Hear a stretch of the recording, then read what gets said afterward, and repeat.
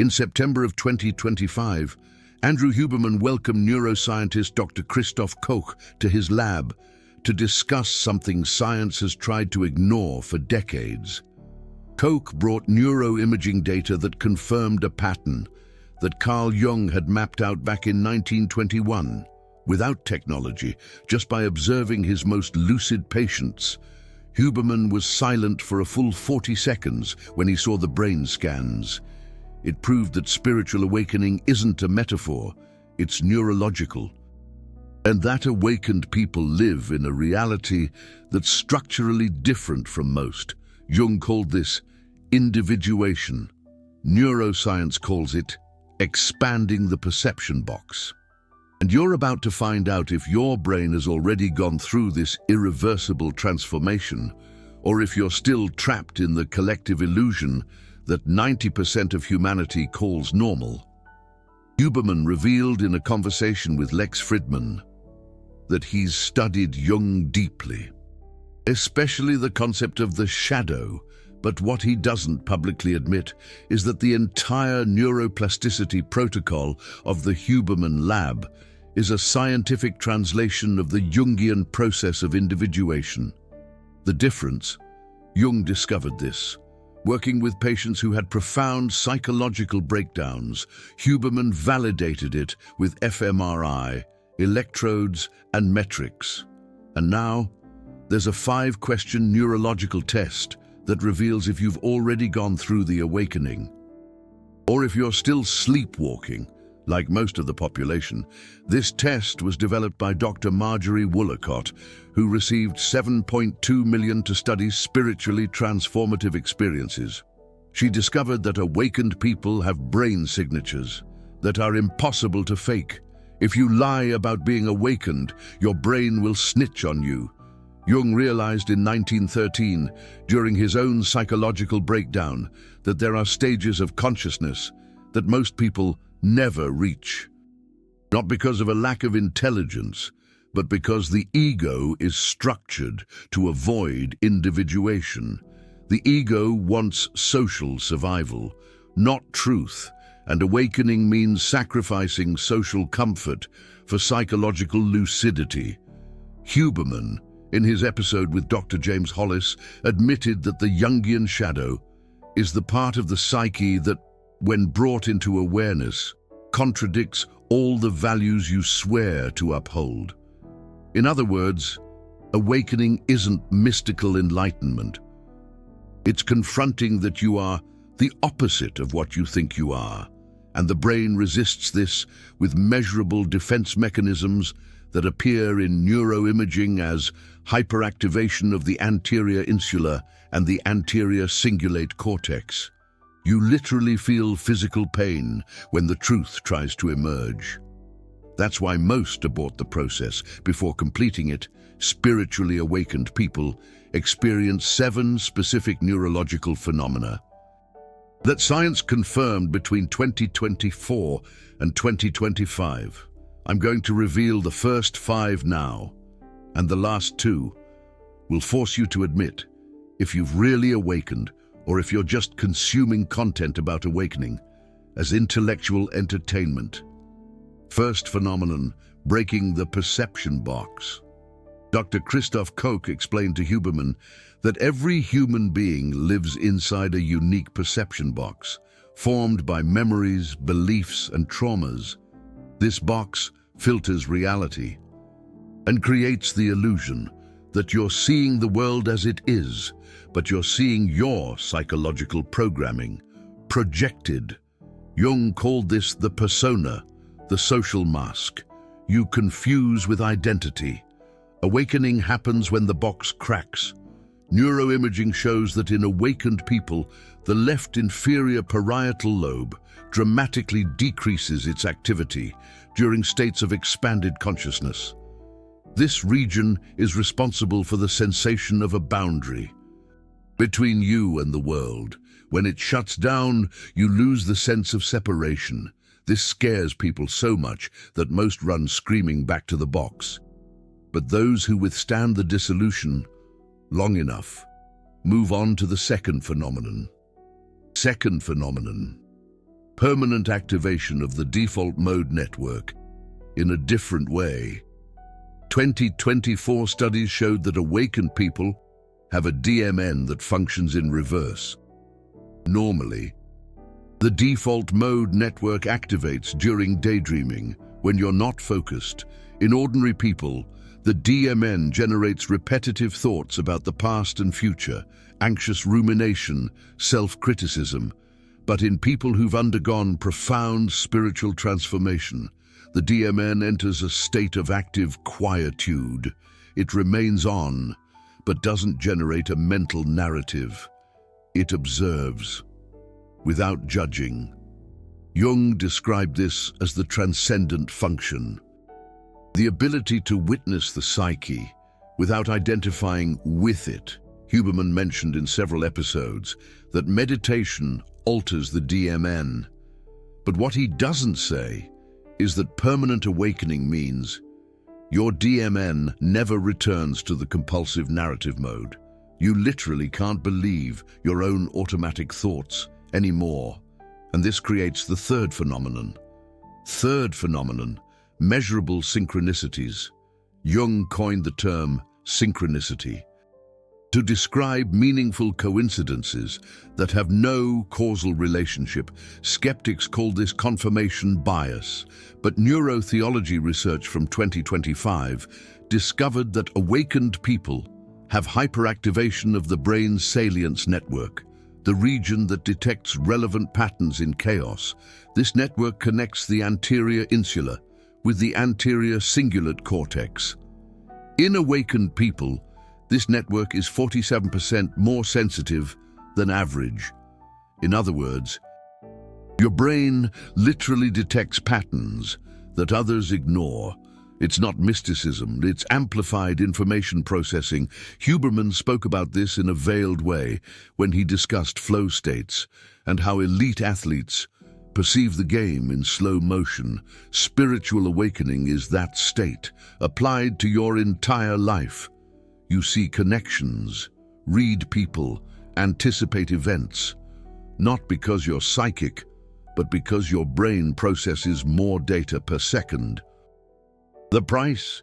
You can't have superficial conversations anymore. Every social interaction shows you layers of truth that nobody else is seeing, and this isolates you. Fourth phenomenon. Coming up. Fourth phenomenon.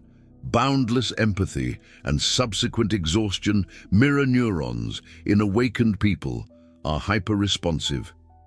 You literally feel other people's emotions in your own body because the same brain regions activate. Jung called this mystical participation. Huberman, in an episode about empathy and emotional regulation, explained that having sensitive mirror neurons makes you excellent at reading people, but terrible at maintaining boundaries. Because you absorb the other person's emotional state without a filter. 2024 research showed that awakened people who don't learn to regulate this amplified empathy develop chronic fatigue because their nervous system is constantly processing emotions that aren't theirs. Dr. James Hollis told Huberman that shadow integration is essential for not projecting your own emotions onto others. But awakened people have the opposite problem. They absorb other people's emotions and think they're their own. The solution? A protocol that Huberman has never fully revealed, but that I'll detail at the end. Okay, hold that thought for a sec. We're going to circle back. There are still 2 more phenomena to reveal. And that's when you'll really know if you've undergone a true spiritual awakening. 5th phenomenon, the death of existential fear and the emergence of a productive void.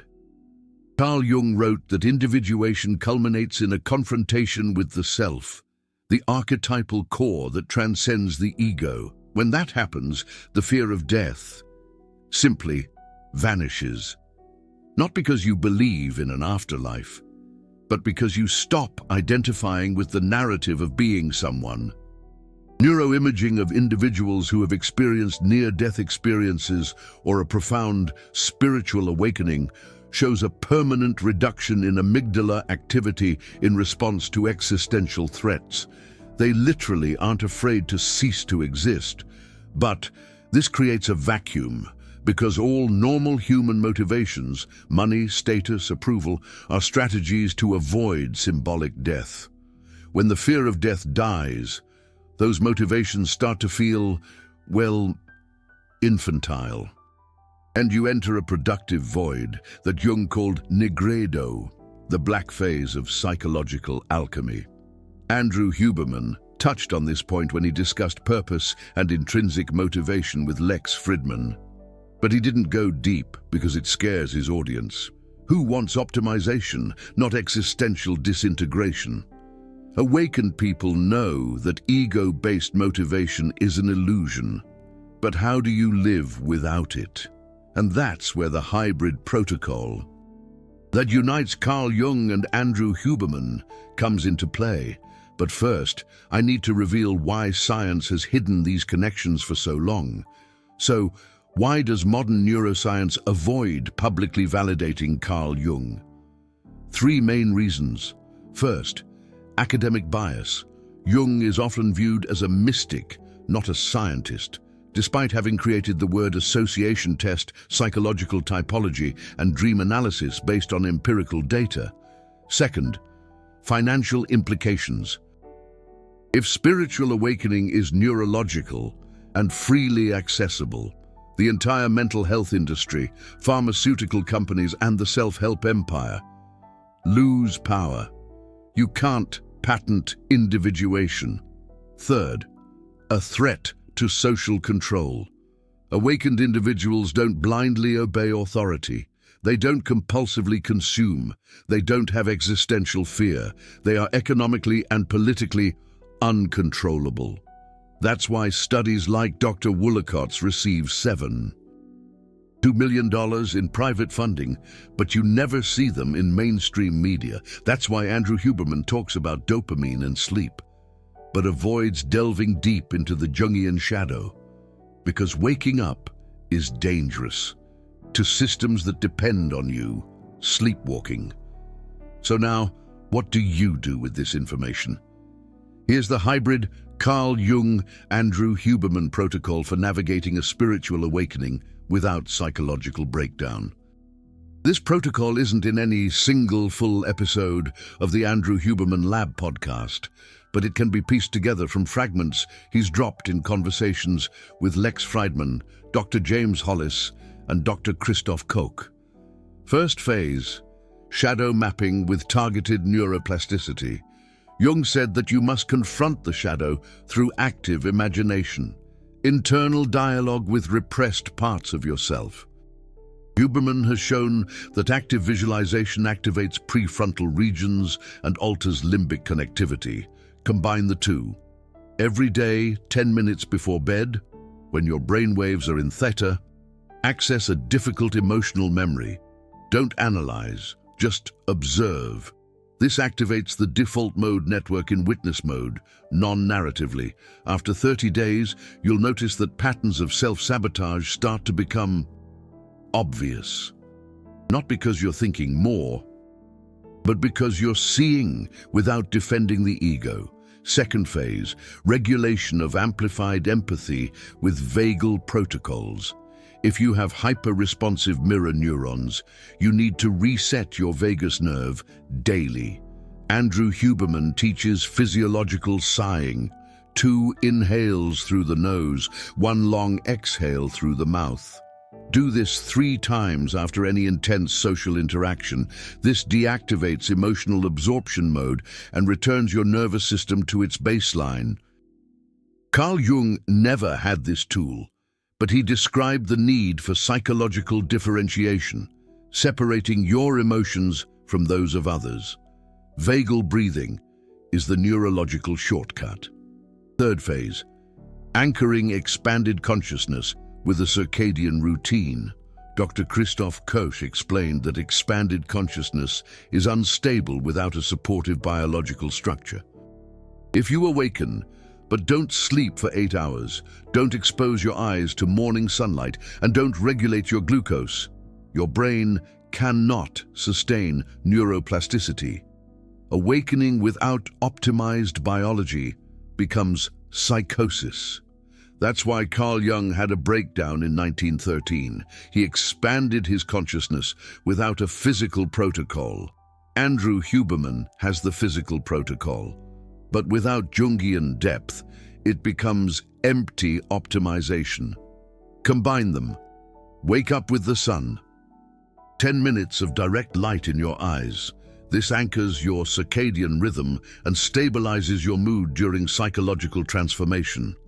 Sleep in total darkness, low temperature. Your brain only processes transformative experiences during deep REM sleep. If you're awakening, you need more REM, not less. Fourth phase, integration of synchronicities with directed journaling. When you start to notice synchronicities, don't ignore them and don't idolize them. Record them. Carl Jung kept the Red Book, a record of his visions and synchronicities. 2024 neuroscience has shown that writing by hand activates memory consolidation areas that typing does not activate. Every night, write down 3 synchronicities from the day and the pattern they reveal. This trains the salience network to detect meaning without falling into paranoia. After 90 days, you'll have a psychological map of your synchronicities. This isn't esotericism, it's data science applied to your psyche. Fifth phase, confrontation with the productive void through a trans-egoic purpose. When motivations based on fear die, you need motivation based on alignment. Jung called this the process of individuation, becoming who you truly are, not who society wants you to be. Andrew Huberman talks about intrinsic motivation, but doesn't delve into the death of the ego that precedes it. The question isn't what you want to achieve, but what emerges when you stop avoiding who you are. Answering this requires silence, 20 minutes per day, without input. No podcasts, no music, no screens, just you and your psyche. In the beginning, it will be unbearable.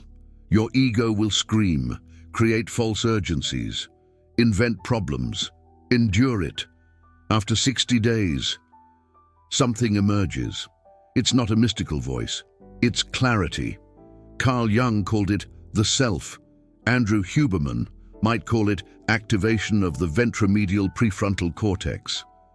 The region of decision-making based on deep values, whatever the name, that's what awakened people follow. Not external rules, but an internal compass, calibrated. But there's a sixth phenomenon that I haven't revealed yet, and a seventh. These two are the definitive markers of an authentic awakening. If you haven't experienced these, you're on the path, but you haven't crossed over. Sixth phenomenon. Collapse of the autobiographical narrative. You stop telling the story of your life in the same way, not because you've forgotten it, but because the narrative of victim, hero, or survivor ceases to make sense. Jung said that individuation is psychological death and rebirth. Studies in neurotheology from 2025 show that people undergoing a profound spiritual awakening experience alterations in how their hippocampus and medial prefrontal cortex integrate autobiographical memories. They literally reconstruct their life story with new meanings. Traumatic events that once defined their identity lose their power. You realize it's not what happened to you, it's how you process what happened. This shift is irreversible. Once you see it, you can't unsee it, and that permanently separates you from people still trapped in their narratives. You try to explain, but it sounds like invalidation. It's not. It's that you've left Plato's cave, and those still inside only see shadows. Now for the seventh and final phenomenon. Seventh phenomenon, radical acceptance of collective mortality.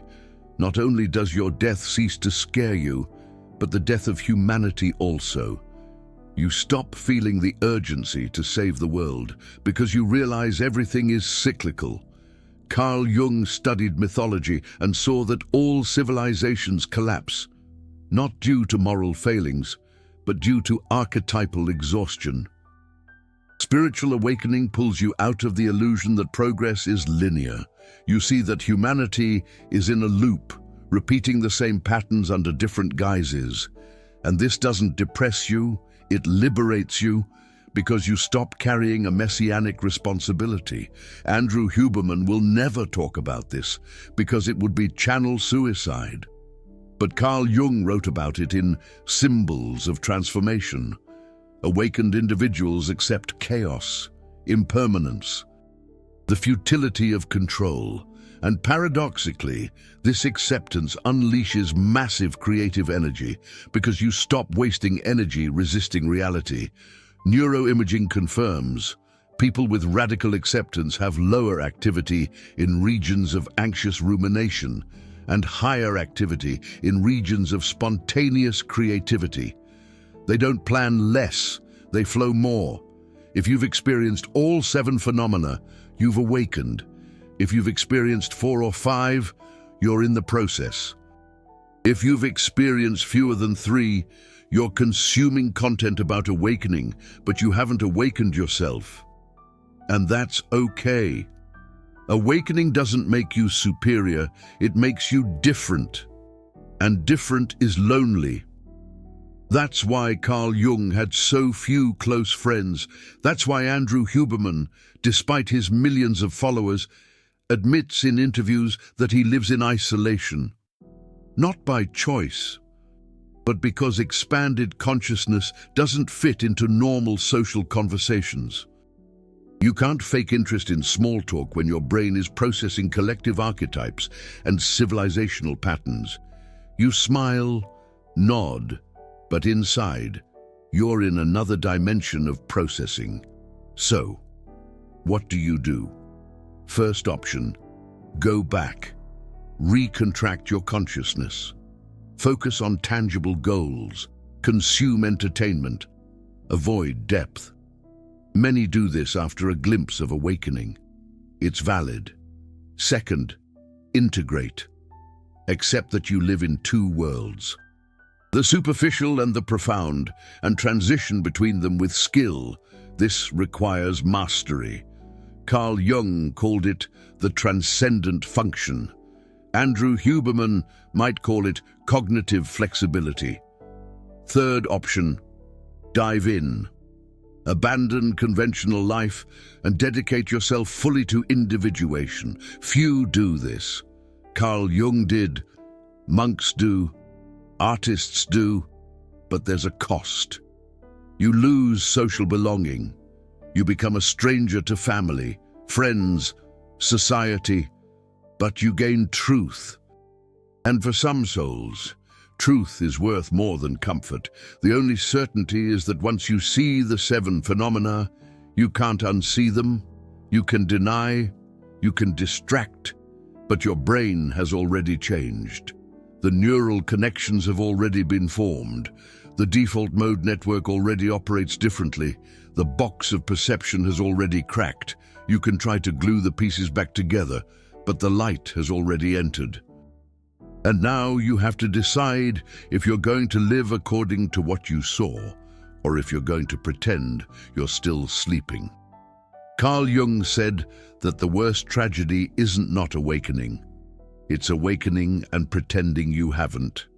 Because then you live in permanent cognitive dissonance. Your brain knows the truth, but your behavior denies it. This generates measurable psychological suffering, chronic anxiety, existential depression, psychosomatic illnesses. Andrew Huberman talks about this when he discusses incongruence between values and actions, but he doesn't take it to the Jungian extreme, which is, if you've awakened and don't live accordingly, you're betraying yourself at an archetypal level, and the self doesn't forgive betrayal. It makes you sick until you align. Let me show you 3 real cases that document how these 7 phenomena appear in the lives of people who have awakened. So you can recognize if you're experiencing any of them now. First case, documented by Dr. Woolacott in 2024.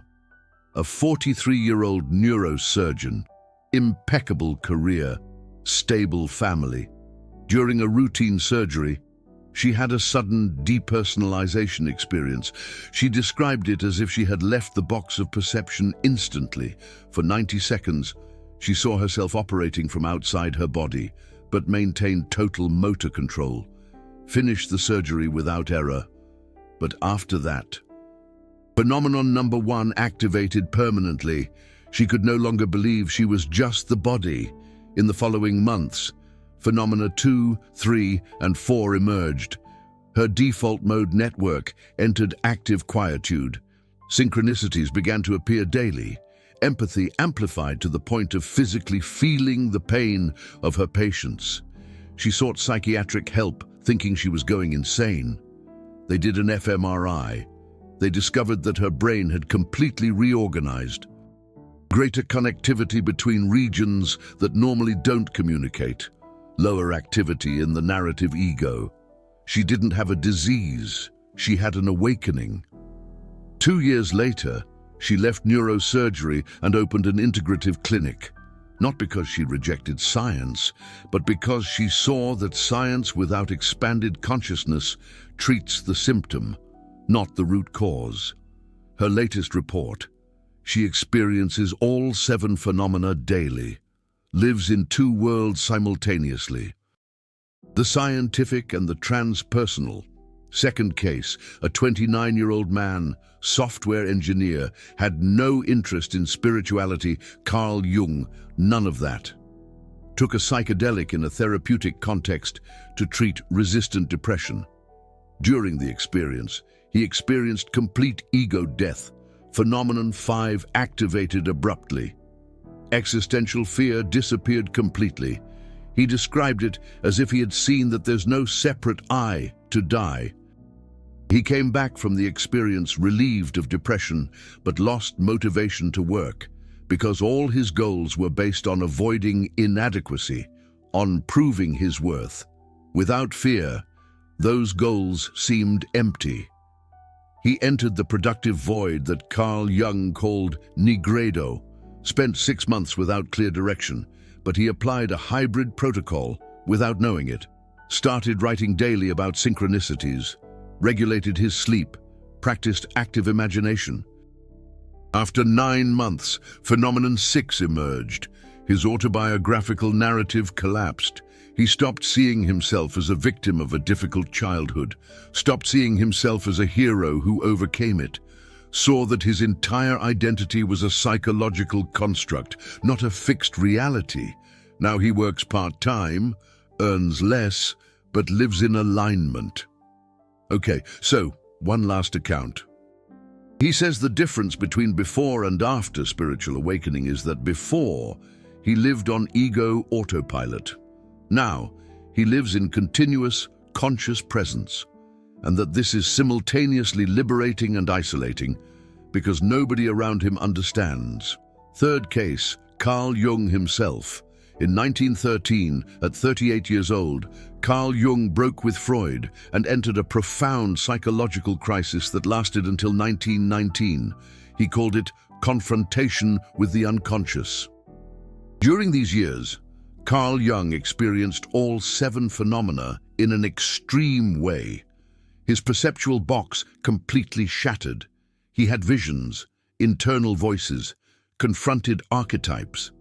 His default mode network, DMN, went into total turbulence before stabilizing into active stillness. Synchronicities exploded. He documented hundreds in the Red Book. Empathy amplified so much that he absorbed the psychological states of his patients and had to use energy-cleansing rituals to avoid collapsing. Existential fear died. He accepted that he could go insane or die in the process, and he continued. His autobiographical narrative collapsed. He stopped seeing himself as Freud's disciple or a conventional psychiatrist, and collective mortality. He saw World War I in visions before it happened. He understood that civilization goes through cycles of death and rebirth. Carl Jung emerged from this process transformed. He didn't return to conventional psychology. He created analytical psychology, psychological alchemy, typology, all based on what he experienced during his forced individuation. And the cost? He lost friendships, his reputation in academia, security, but he gained a truth that has impacted the world for 100 years. Andrew Huberman studies Carl Jung because Carl Jung lived what neuroscience is now validating. And you're watching this video because, on some level, you recognize these phenomena in yourself, or you want to understand why you feel different from the people around you. There's a question that no one asks, but it's crucial. If spiritual awakening is neurological, is it reversible? The short answer is no. Once neural connections form, once the default mode network, DMN, reorganizes, once the perceptual box shatters, there's no going back to the previous state. You can suppress it. You can distract yourself. You can use substances or behaviors to dampen the expanded awareness, but the brain knows, and the self, in Jungian terms, doesn't forget. 2025. Neuroplasticity studies show that the structural changes caused by spiritual awakening are as permanent as the changes caused by severe trauma.